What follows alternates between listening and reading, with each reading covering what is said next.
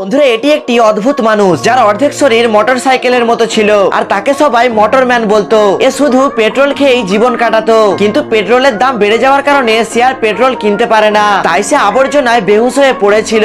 একদিন একজন বয়স্ক লোক ওখান দিয়ে হেঁটে হেঁটে যাচ্ছিল, তখন সে আবর্জনায় কিছু একটা দেখতে পায়, আর যখন সে আবর্জনা সরিয়ে দেখে তখন সে অদ্ভুত মোটরসাইকেল মানুষটিকে সেখানে পড়ে থাকতে দেখে সে অবাক হয়ে যায়। এমন দেখে এই লোকটির দয়া হয়, তাই সে মোটরম্যানকে তার নিজের বাড়িতে নিয়ে আসে আর তাকে ট্রিটমেন্ট করে সুস্থ করে তোলে। এইভাবে দিন কাটতে লাগে আর মোটরম্যান ও লোকটির মধ্যে বন্ধুত্ব বাড়তে লাগে। লোকটি মোটরম্যানকে তার নিজের ছেলের মতো খেয়াল রাখতো এবং তারা একসাথে অনেক সময় কাটাতো। কিন্তু একদিন মোটরম্যান দুটো হাঁসকে, দুটো মানুষকে, এমনকি দুটো পোকাকেও একসাথে দেখে, আর এটা দেখে তারও একজন সঙ্গী বানাতে ইচ্ছে হয়। তো বন্ধুরা এরপরে যেটা হতে চলেছে সেটা দেখে তো আপনি আপনার দু চোখে বিশ্বাস করতেই পারবেন না, কিন্তু সেটি দেখার জন্য এই ভিডিওতে একটি লাইক আর চ্যানেলটিকে সাবস্ক্রাইব করে কমেন্টে পার্ট 2 নিশ্চয়ই লিখে যাবেন।